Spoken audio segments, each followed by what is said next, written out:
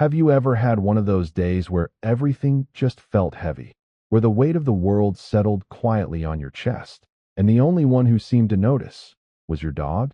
Not your coworkers, not your phone notifications, not even the people closest to you, just your dog, sitting there, staring at you with those warm, patient eyes, as if they had been waiting specifically for this moment, to be exactly what you needed.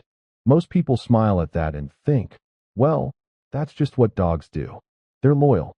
They're sweet. They don't know any better. But here's the thing, and this is what most dog owners never fully appreciate. What your dog is doing in those moments isn't random.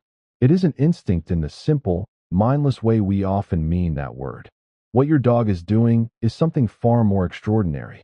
Something that scientists are only now beginning to fully understand. Your dog is reading you.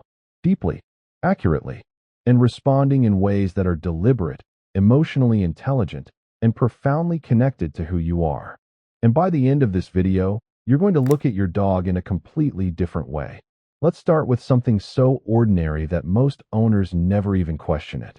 You're sitting on the couch, maybe after a hard day, maybe after some painful news, and before you've said a single word, before you've even fully processed what you're feeling, your dog gets up from wherever they were resting, walks slowly across the room, and just sits next to you. Maybe they press their body against your leg. Maybe they rest their chin on your knee. They don't bark. They don't demand anything. They just arrive. Quietly. Completely. Why does this happen? How does your dog even know? The answer begins with something your dog has that you might not have fully credited them with. An emotional radar so sensitive, so finely tuned to you specifically, that it would honestly put most humans to shame. Research published in the journal Animal Cognition found that dogs are capable of distinguishing between happy and sad human facial expressions, and not just distinguishing them, but responding to them differently. When shown a sad face, dogs oriented their bodies differently, moved more slowly, and displayed behaviors associated with comfort-seeking and comfort-giving. They were responding to emotion, not just movement or sound. The emotion itself was triggering a response. But facial expressions are just the beginning. Your dog is picking up on things far subtler than that. When you're sad, your body chemistry actually changes. The hormones your body releases when you're emotionally distressed, cortisol being one of the most significant, are detectable in your sweat, in your breath, in the air around you. And your dog's nose, which is estimated to be anywhere from 10,000 to 100,000 times more sensitive than yours, catches all of it. To your dog, your emotional state isn't hidden. It isn't private. It literally has a smell. And they know exactly what that smell means, because they've learned it. Learned it from thousands of hours of living at your side, watching you, cataloging every scent with every feeling you've ever had in their presence. Now think about the last time you cried. Really cried. And think about what your dog did. If you're like most dog owners, your dog didn't run away. They didn't get confused or frightened. They came closer. And this is one of the most quietly remarkable things dogs do. Something researchers call emotional contagion, which is the ability to not only detect another being's emotional state, but to be genuinely affected by it. Your sadness doesn't just register as information for your dog. It affects them. It moves them toward you. A landmark study from the University of London asked a simple but profound question. Would dogs respond to a person crying the way they respond to a person humming? What they found was stunning. Dogs approached crying strangers far more often than humming strangers. They approached in a submissive, comforting posture, not a playful one, not an investigative one, a comforting one. Dogs were not just noticing distress. They were moved by it. They were offering themselves as a source of comfort. And here's the part that really matters. They do this for strangers. Imagine what they feel for you, the person they have built their entire emotional world around. There's another thing your dog does when you're sad that most owners notice but rarely understand. The stillness. When you're at your lowest, many dogs stop being their usual energetic, bouncy selves. They slow down. They become calm. They match your energy, not because they don't have energy, but because on some level, they know that right now, stillness is what you need. Movement would be intrusive. Noise would be too much. So they become quiet. They become a warm, breathing presence. something solid, something steady. This kind of emotional mirroring is something we previously thought only humans and perhaps a few primates were capable of. We were wrong. Dogs have been doing it all along. They read the room. They read you. And they adjust themselves accordingly. Not because someone trained them to, but because their bond with you is deep enough that your comfort genuinely matters to them. Think about that for a moment. Your dog changes their behavior, their whole way of being in that moment, because you are hurting. That is not a small thing. That is love expressed in one of its most mature and selfless forms. Some dogs go even further. You may have noticed that when you're sad, your dog doesn't just stay near you. They touch you. A paw placed gently on your arm. A head pressed against your chest. A full body lean into your side. These aren't random. Dogs are tactile communicators, and physical contact is one of the most powerful tools in their emotional vocabulary. When your dog places their paw on you, they are doing something that mirrors human touch. Intentional, deliberate, meaningful contact that says, I am here. I feel this with you. You are not alone. Studies have shown that this kind of physical contact between a dog and a human triggers the release of oxytocin in both the dog and the person. Oxytocin, sometimes called the love hormone, is the same neurochemical released during human hugging, during mother-infant bonding. Your dog's gentle touch is not just emotionally meaningful in the soft, poetic sense. It is biologically healing.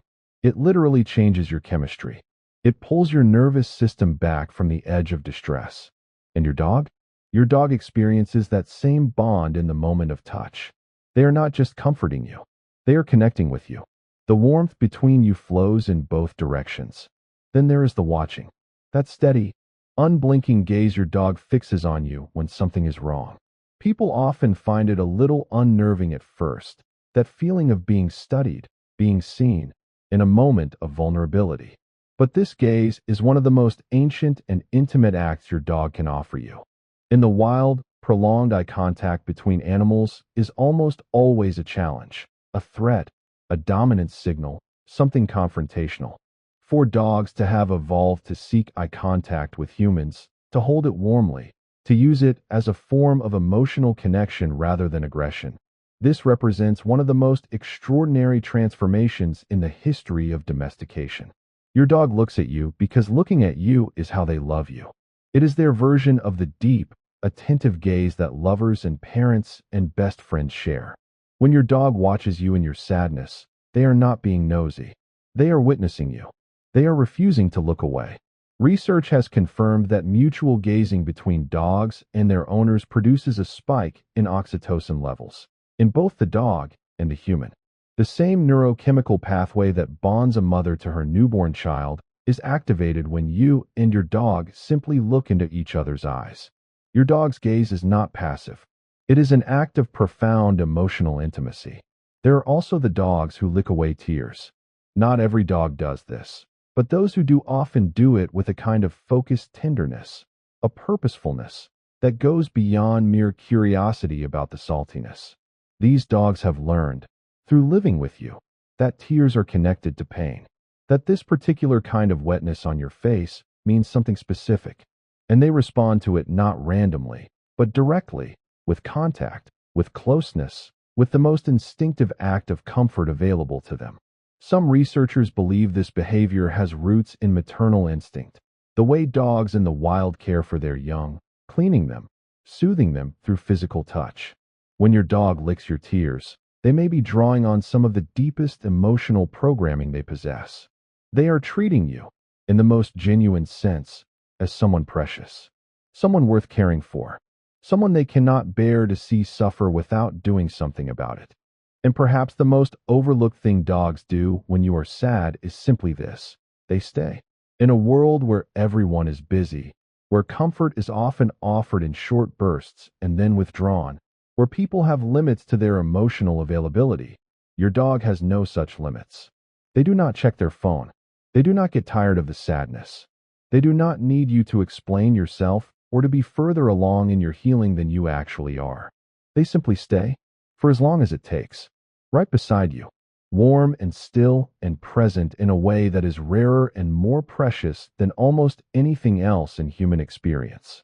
We talk about unconditional love as an ideal, something to aspire to, something we hope to find in the people we love. Your dog is not aspiring to unconditional love. They are simply living it. Every single day, and most powerfully in the moments when you need it most. So the next time your dog crosses the room to find you when you're quiet, the next time they press their warm weight against you without being asked, the next time they hold your gaze in the middle of a hard night, don't brush it off. Don't call it instinct and move on. Look back at them. Really look. Because what you're seeing is not a simple animal reacting to a stimulus. What you're seeing is a being who has spent their entire life learning the landscape of your heart, who knows the sound of your sadness before you've fully heard it yourself, who has chosen, again and again, in every quiet moment and every difficult one, to stay close to you. Your dog understands you in ways that might honestly surprise you if you let yourself believe it. And the most beautiful part? They have understood you all along. They were just waiting for you to notice. If your dog has ever been there for you in a moment like this, if they've ever done one of these things and you felt it, share this video with someone who loves their dog. Because some things deserve to be understood, and some bonds deserve to be celebrated. That's all for today on Pet Zen. If you enjoyed this video, make sure to like, share and subscribe, and hit the bell icon so you never miss our next upload.